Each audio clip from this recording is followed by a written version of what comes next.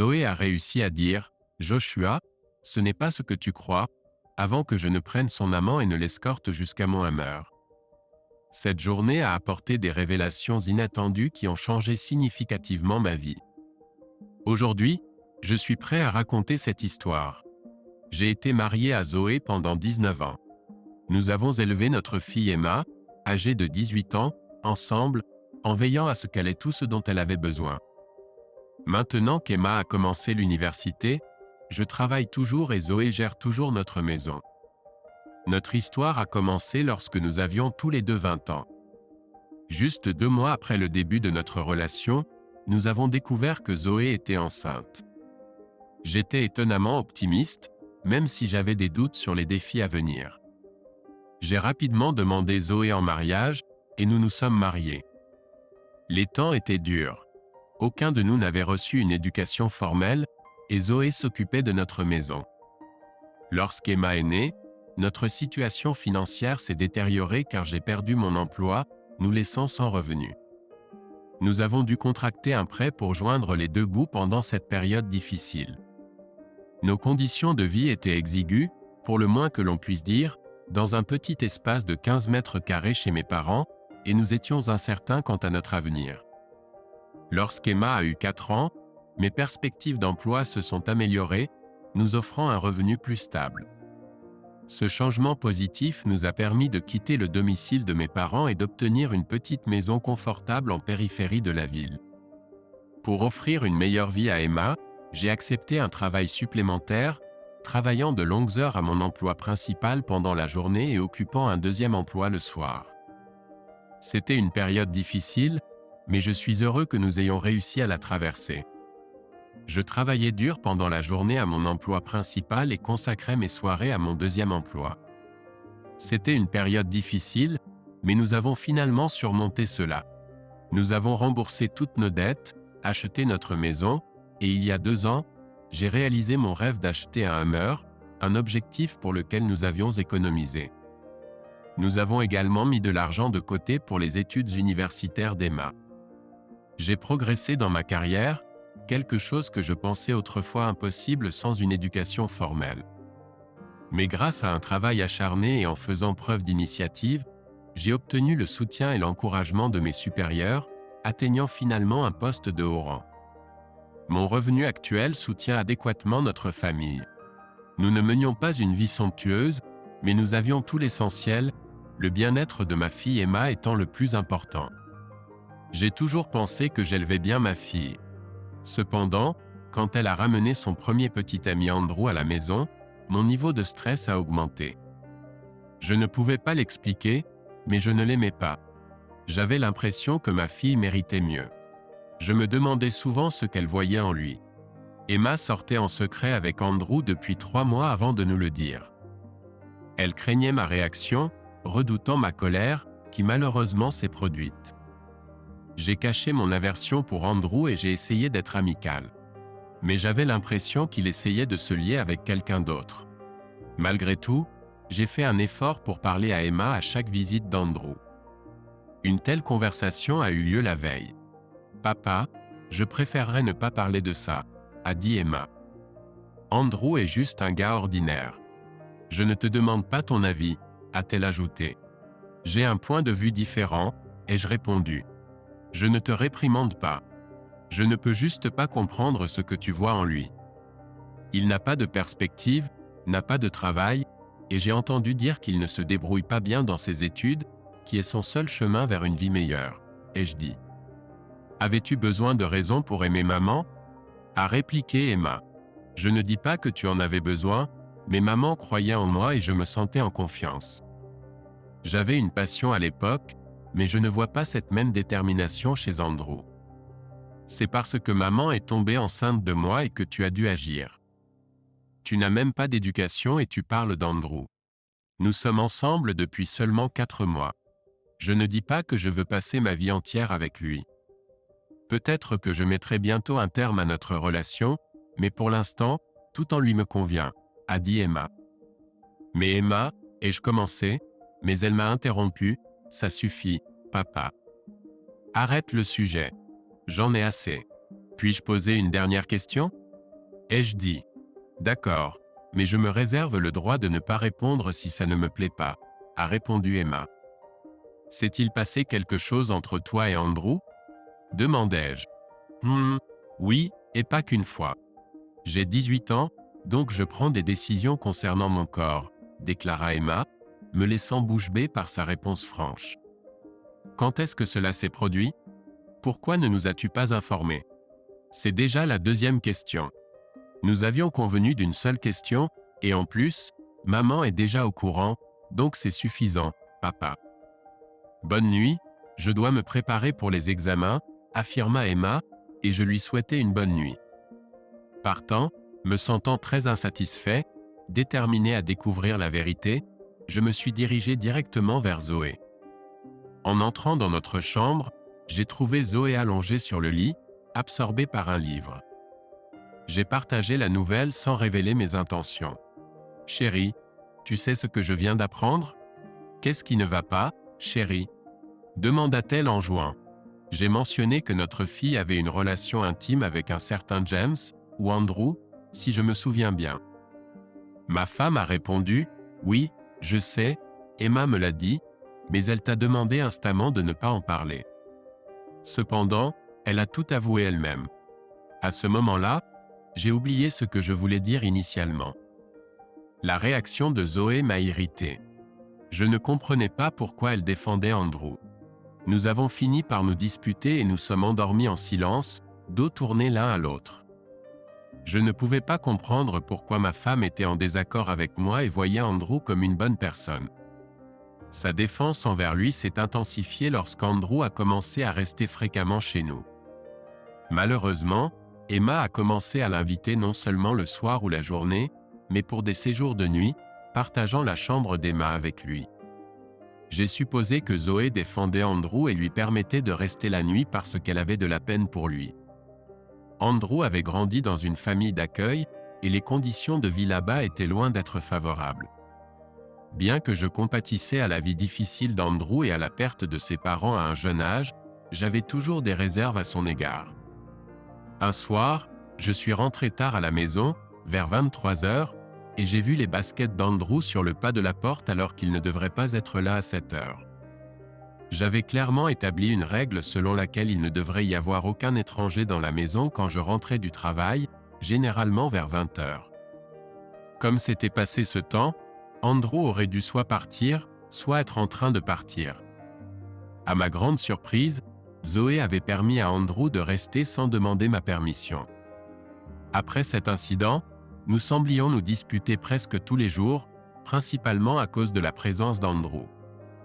Après des conversations infructueuses avec ma fille et Zoé, j'ai eu du mal à dormir. Il semblait que ma famille me tournait le dos, en priorisant un étranger dans notre maison par rapport à mes préoccupations et mes souhaits. Chaque fois que je rentrais à la maison, il y avait toujours quelque chose à manger. Cependant, les jours où Andrew restait dormir, j'arrivais à la maison pour trouver des restes car Andrew avait bon appétit et consommait souvent ma nourriture. Ces petits incidents commençaient à me taper sur les nerfs.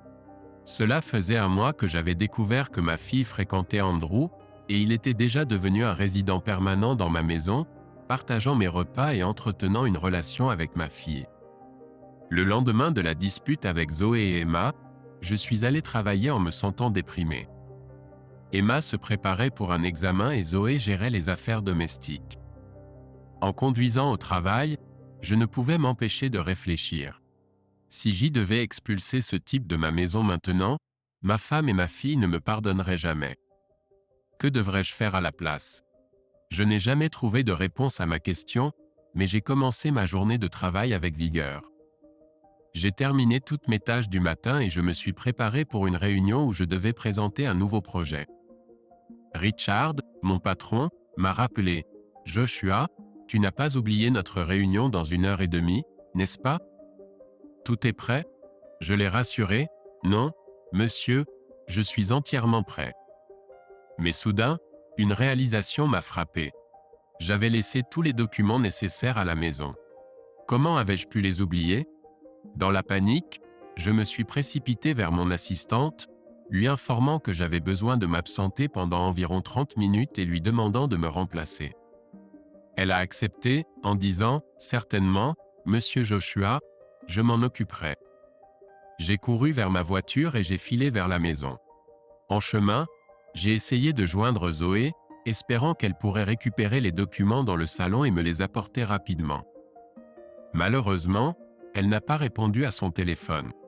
J'ai décidé d'appeler Emma ensuite, en supposant qu'elle était peut-être déjà à la maison. « Papa, tu as perdu la tête ? J'attends toujours mon tour et tu m'appelles et me distraire. Je t'ai dit que je t'appellerai dès que j'aurai fini l'examen. » Elle m'a grondé avant de raccrocher. Sachant que le temps filait, j'ai conduit à une vitesse dépassant la limite autorisée. Je ne pouvais pas me permettre de rater cette réunion car son approbation signifiait une prime immédiate, une augmentation de salaire et la possibilité d'avancer dans mon poste. En arrivant à la maison, j'ai regardé l'heure sur l'horloge, qui affichait 13h15. Zut, je n'ai conduit que 30 minutes pour rentrer à la maison. Je pensais, réalisant que la réunion était prévue pour 14h15, que je devais entrer rapidement dans la maison et ensuite retourner au travail. La porte d'entrée était inopinément verrouillée, ce qui m'a surpris car elle est généralement ouverte en journée, et je ne portais jamais de clé pour éviter de les égarer.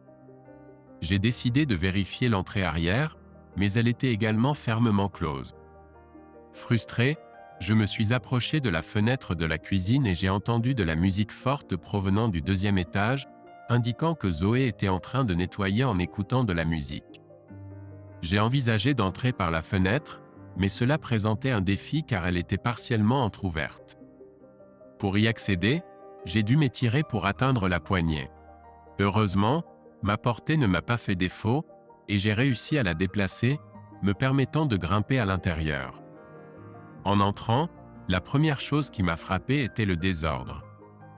La maison était restée dans le même état que celui dans lequel je l'avais laissée le matin en partant pour le travail. Alors que la musique forte continuait à jouer à l'étage, j'ai décidé de me diriger dans cette direction. Cependant, j'ai soudainement remarqué le téléphone de Zoé posé sur la table de nuit. Il affichait 3 appels manqués de ma part, et en dessous, j'ai remarqué des messages d'Andrew. Malheureusement, je n'ai pas pu les lire car le téléphone était verrouillé, me laissant avec un sentiment troublant. Des pensées tournoyaient dans ma tête sur la raison pour laquelle ce type avait les contacts de ma femme et si cela devenait une occurrence normale. J'ai réfléchi en me dirigeant vers le deuxième étage. La musique forte rendait initialement difficile de discerner quoi que ce soit, mais en montant, j'ai commencé à entendre des bruits incontestables. En atteignant le couloir du deuxième étage, j'ai distinctement entendu des gémissements. La porte de notre chambre était partiellement entr'ouverte, et la musique se mêlait aux gémissements et aux bruits rythmiques. Je me suis approché de la porte avec prudence, et la première chose que j'ai remarquée était le pantalon en dentelle de Zoé, celui qu'elle portait habituellement pour notre anniversaire. Je me suis approché, et la scène à l'intérieur de la chambre est devenue plus claire. J'ai jeté un coup d'œil avec prudence dans la chambre, essayant de comprendre la situation. Là, j'ai vu ma femme et un jeune homme dans une position compromettante. De dos, je n'ai pas pu l'identifier immédiatement comme étant Andrew. Ils sont restés inconscients de ma présence, absorbés par leurs activités. Les émotions que j'ai ressenties à ce moment-là étaient indescriptibles. Rapidement, j'ai sorti mon téléphone et enregistré une vidéo de 30 secondes par précaution. Ensuite, je me suis approché silencieusement par derrière. Quand j'ai été aussi proche que possible, j'ai attrapé le gars par la jambe et l'ai violemment jeté hors du lit. Alors qu'il tombait par terre, je l'ai enfin reconnu comme étant Andrew. Il est resté là pendant quelques instants, luttant pour saisir ce qui venait de se passer. Rapidement, j'ai récupéré mon téléphone et capturé une photo de son visage perplexe. Simultanément, Zoé m'avait repéré. J'ai saisi Andrew par la jambe et j'ai commencé à le tirer à travers le sol. À ce moment-là, Zoé a poussé un cri frénétique, « Joshua, ce n'est pas ce que tu penses. » Alors que je continuais à traîner le jeune homme en bas, la musique s'est brusquement arrêtée. Zoé s'est précipitée hors de la pièce, suppliant, « Andrew n'est pas en faute. » Andrew n'est pas coupable. C'est moi tout ça. Laisse-le tranquille. Pourtant, je n'ai pas tenu compte de ses supplications, et Andrew, sans défense, n'avait pas le choix face à quelqu'un pesant 110 kg.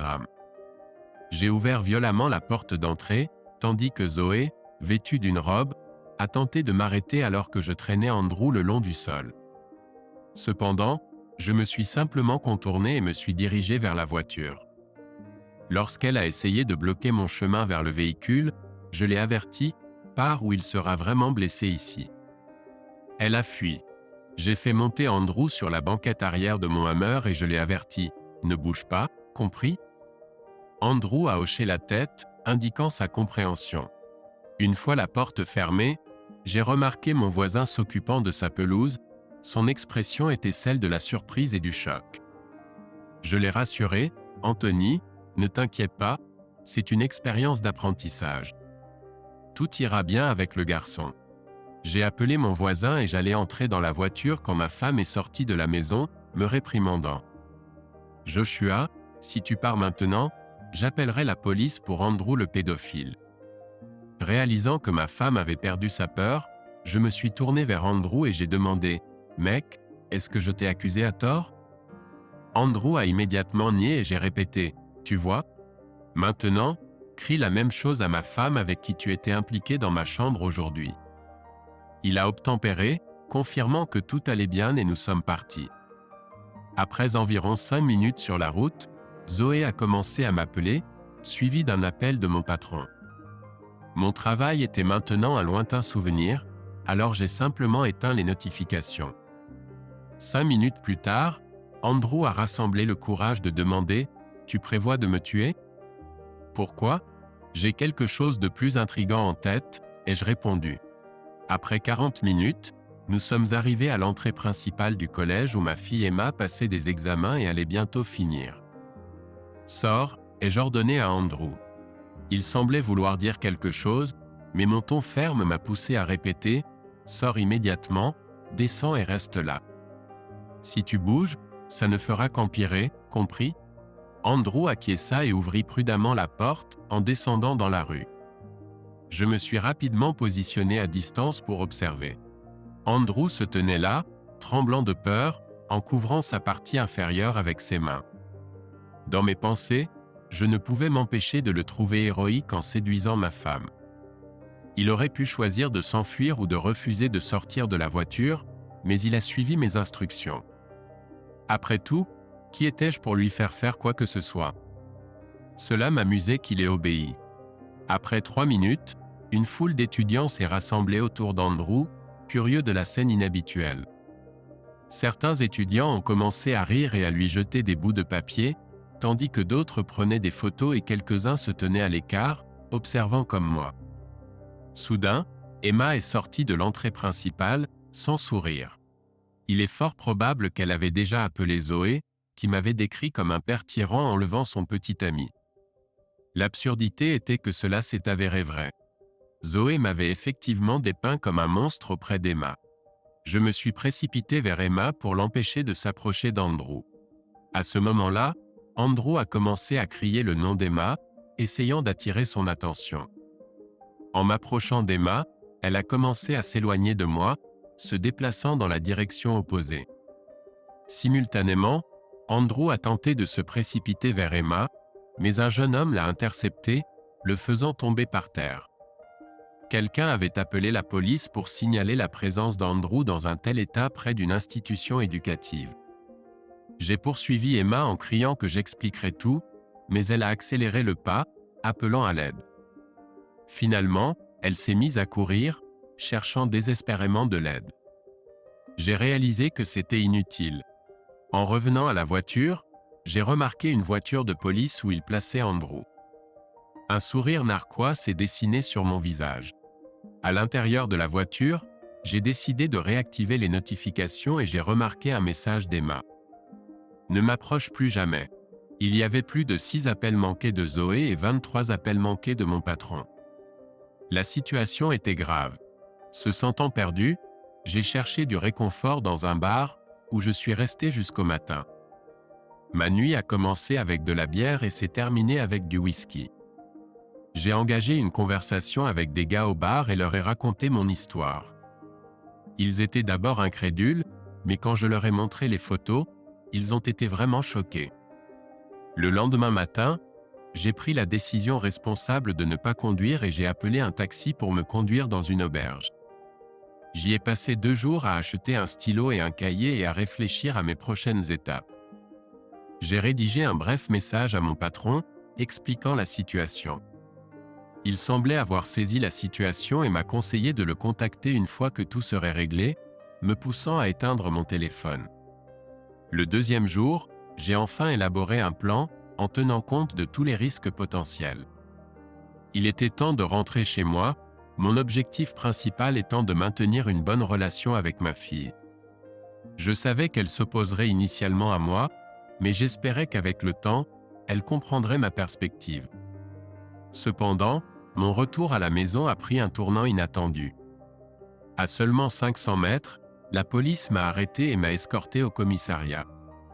À ma grande surprise, Zoé avait porté plainte contre moi, alléguant que j'avais pénétré dans la maison en plein jour, exercé des violences contre elle et enlevé Andrew, le forçant à rester près du collège sous la contrainte. Ce qui m'a encore plus choqué, c'est la déclaration d'Emma, reprenant les mêmes accusations. Au début, j'ai été déconcerté par ces accusations, exigeant immédiatement une représentation légale. Le même jour, j'ai soumis un récit détaillé des événements réels, en joignant des preuves telles que des vidéos et des photos. J'ai précisé qu'Andrew m'avait accompagné volontairement et mon voisin, qui arrosait sa pelouse à ce moment-là, a corroboré ce fait. Il a attesté qu'Andrew n'avait opposé aucune résistance et n'avait proféré aucune menace. De plus, mon voisin a noté que j'étais calme et qu'il n'avait jamais été témoin de quelque chose de suspect. Alors qu'Andrew était placé en garde à vue, ma déclaration a été acceptée. Plus tard, Zoé et Emma sont arrivées accompagnées d'un avocat. Elles avaient été convoquées en raison de leurs témoignages contradictoires, ne disposant d'aucune preuve à l'appui. Emma évitait de croiser mon regard, tandis que Zoé me lançait un regard méprisant, me blessant profondément de voir ma femme me traiter de cette manière. L'avocat m'a informé qu'Emma ignorait initialement tout lien entre Zoé et Andrew, mais cela serait révélé lors des interrogatoires. Comme l'avait prédit mon avocat, le point de vue d'Emma a radicalement changé lorsqu'elle est sortie dans le couloir, me serrant fort dans ses bras et présentant des excuses. Elle a révélé que sa mère avait présenté un récit totalement différent et, dans sa colère, Emma avait initialement accepté de fournir un faux témoignage comme moyen de représailles. Cependant, sa position a rapidement changé en voyant les photos compromettantes. Je n'en voulais pas à Emma. J'étais simplement soulagé qu'elle me croie. Plusieurs mois plus tard, notre divorce a été finalisé au tribunal et nous avons vendu la maison, en partageant le produit entre nous. Zoé a été obligée de me compenser de manière significative pour ses fausses accusations.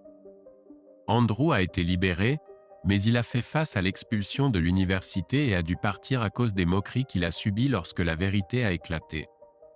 Mon patron compréhensif a reprogrammé les audiences. Pendant cette période, j'ai apporté des modifications et des améliorations à mon travail, je l'ai présenté avec succès, et j'ai reçu une prime, un double salaire, et une promotion bien méritée. J'ai déménagé dans une maison plus petite et j'ai opté pour une voiture plus modeste. Emma a choisi de rester dans ma vie, du moins jusqu'à ce qu'elle termine ses études universitaires, tandis que Zoé est allée vivre chez ses parents et a cherché un emploi pour remplir ses obligations de compensation. Compréhensiblement, Emma n'avait aucune envie de communiquer avec Zoé, un sentiment que je soutenais pleinement. Dans l'ensemble, la vie est progressivement revenue à la normale. En y repensant, je veux que chaque auditeur comprenne que des situations inattendues peuvent survenir dans la vie et qu'il faut être prêt à prendre des décisions difficiles. Quant aux regrets, est-ce que j'en ai concernant ce qui s'est passé? Pendant un certain temps, oui, mais maintenant je réalise que c'est une excellente opportunité pour un nouveau départ. Je consacre plus de temps pour moi, je suis en contact avec Jim, et surtout, je donne la priorité à ma fille. Je peux affirmer avec confiance que les choses se passent bien pour moi, et j'espère que mon histoire renferme des leçons précieuses pour vous, offrant quelque chose d'important à retenir. Je ne souhaiterais cela à personne, donc je souhaite à tout bonne chance. Passons maintenant à une autre histoire intéressante. Restez à l'écoute et plongeons-y. Moi-même, mon ex-épouse Patricia, la cible principale de la vengeance, son petit ami Dave, la cible secondaire de la vengeance, l'ex-femme de Dave Maria, ma partenaire dans le complot de vengeance, ma fille Sarah, et mon ami Jason, mon collaborateur dans le plan de vengeance. Maintenant que nous avons présenté la distribution, plongeons dans quelques détails contextuels. Patricia et moi avons eu un mariage tumultueux. En y réfléchissant, j'ai réalisé que j'étais profondément amoureux d'elle, mais il est devenu évident qu'elle était plus attirée par la stabilité financière et la commodité que j'offrais. Avant notre mariage, elle avait déjà un fils nommé Bob, qui était obsédé par les pilules depuis longtemps. Et j'avais un autre fils, dont le nom est sans importance, dont j'avais la garde exclusive. Pendant notre mariage, Sarah est née. J'ai fait des efforts sincères pour sauver notre relation, mais finalement, la tension est devenue insurmontable. Nous avons pris la décision de nous séparer, et en raison de la nature de mon travail qui nécessitait des déplacements occasionnels, ainsi que de ma garde de mon fils, j'ai déménagé dans ma ville natale dans un autre État. Ce déménagement a permis à mes parents de m'aider, et j'ai conservé un appartement dans la ville où résidaient Patricia et Sarah pour maintenir un lien fort avec ma fille. Pendant cette période, j'ai sollicité l'aide de mon meilleur ami Jason, qui se trouve être avocat dans son propre cabinet. Je lui ai demandé de rédiger un accord de pension alimentaire pour enfants entre Patricia et moi. Il est essentiel de préciser que cet accord concernait exclusivement la pension alimentaire pour enfants et ne comprenait pas les arrangements de garde, les horaires de visite ou tout autre sujet connexe. Par conséquent, pendant environ un an, notre arrangement était le suivant. Je passais un mois avec Sarah pendant que mes parents s'occupaient de mon autre fils, puis je consacrais un mois à mon fils. Environ un an plus tard, j'ai trouvé difficile sur le plan financier de maintenir 2 foyers, et Patricia a exprimé son désir de déménager dans sa ville natale, qui se trouvait dans un autre État mais plus proche de ma localisation. Par conséquent, j'ai renoncé à l'appartement, et elle a déménagé. Nous avons continué dans cet arrangement révisé pendant encore quelques années. Patricia et moi avons entretenu des relations amicales, essayant même de réconcilier notre romance à plusieurs reprises, bien que ces efforts se soient révélés vains. Malgré mon affection durable pour elle, nous n'avons pas pu trouver un consensus sur des questions cruciales telles que notre choix de résidence. Je me suis poussé à avancer, ce qui m'a amené à vivre de nouvelles expériences amoureuses. En revanche, elle avait commencé à fréquenter quelqu'un presque immédiatement après mon départ. Bien que mon amour pour elle persistait, notre relation a progressivement évolué vers une amitié plutôt que celle de mari et femme. Finalement, elle a croisé le chemin de Dave. Je n'ai pas eu beaucoup d'informations à son sujet, sauf sa profession de hacker éthique certifié, ce qui devient important plus tard. Pendant leur phase de rendez-vous, elle me tenait informé de leur sortie, me textant même le jour où ils sont devenus particulièrement proches. Cela m'a profondément blessé, et avec le recul, je soupçonne que c'était son intention. Néanmoins, j'ai cherché à remplir le rôle d'un ami soutien et d'un confident digne de confiance. Inopinément, Patricia m'a informé qu'elle et Dave avaient mis fin à leur relation après 6 mois de rendez-vous. Soudain, elle a réalisé qu'elle était profondément amoureuse de moi. Étant donné que c'était le début de l'été, elle a fait ses valises et a voyagé jusqu'à mon état. Le plan était qu'il passe l'été avec moi et évalue s'il aimait ici ou non. Je dois dire que nous avons passé un été incroyable ensemble. Tous les enfants s'entendaient harmonieusement, même Bob trouvait du plaisir ici. Par conséquent, Patricia a officiellement annoncé que nous étions de nouveau ensemble et qu'ils emménageaient avec moi. Nous avons ensuite inscrit ma fille à l'école, et elle a même rejoint une équipe de cheerleading Pee-wee pour l'été, nouant de merveilleuses amitiés et appréciant son temps ici. Cependant, un problème est survenu. Patricia possédait toujours un appartement rempli de ses meubles et possessions. J'ai proposé d'utiliser mon camion et de l'aider à déménager, mais elle a insisté pour dire qu'elle et Bob pouvaient s'en charger eux-mêmes. Ainsi, ils se sont lancés dans la tâche de faire leur bagage et de se rendre dans leur nouveau logement. Comme vous pouvez probablement l'imaginer, les événements ont pris un tournant inattendu. Après être rentrée chez elle pendant seulement 3 jours, Patricia a fait une révélation choquante. Elle a déclaré fermement qu'elle ne déménagerait en aucune circonstance et qu'elle et Dave étaient profondément amoureux et prévoyaient de cohabiter. Dire que j'étais bouleversé est insuffisant pour exprimer l'intensité de mes émotions. Je ne pouvais pas comprendre pourquoi elle m'avait fait subir cette épreuve. Ce qui a rendu les choses pires, c'est qu'elle m'a laissé le soin de transmettre la nouvelle déchirante à Sarah. En lui annonçant la nouvelle, l'expression dévastée sur son visage a transformé ma douleur initiale en colère. Sarah a finalement craqué et a commencé à supplier de rester avec moi, et dans le processus, elle a commencé à tout révéler. Elle a partagé des détails sur la façon dont sa mère partait avec Dave pendant des jours, laissant Bob aux commandes. Sarah a dû apprendre à cuisiner pour elle-même quand elle avait seulement 8 ans.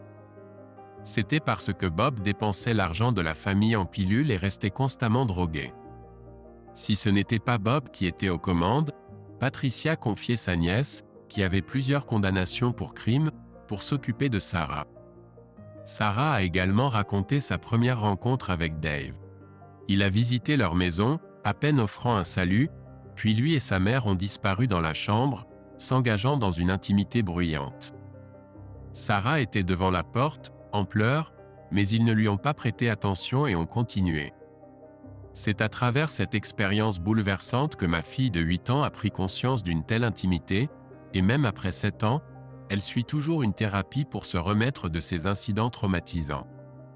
À ce stade, ma colère initiale s'est transformée en une rage pure. J'ai immédiatement informé Patricia qu'il n'y avait absolument aucune chance que Sarah retourne dans cette situation, et j'étais entièrement prêt à protéger farouchement ma fille. En réponse, Patricia a pris des mesures immédiates et a programmé une audience d'urgence dans son État, dans le but de contraindre Sarah à revenir. J'ai dû agir rapidement, mais j'ai réussi à obtenir une représentation légale et, heureusement, j'ai facilement remporté l'audience. Malgré l'arrivée tardive de Patricia et son handicap qu'elle a invoqué comme excuse devant le juge. Le juge a convenu que, compte tenu de l'absence d'un accord de garde et des allégations troublantes que j'avais rassemblées, il était dans l'intérêt supérieur de Sarah de rester avec moi pour le moment. J'avais remporté la bataille initiale, bien que brièvement. Dans l'heure qui a suivi l'audience, ma boîte de réception a été inondée de courriels d'hameçonnage et de messages textes. J'ai également commencé à recevoir des demandes de réinitialisation de mots de passe et des codes d'authentification à 2 facteurs de ma banque, de Facebook, de Reddit et d'autres comptes.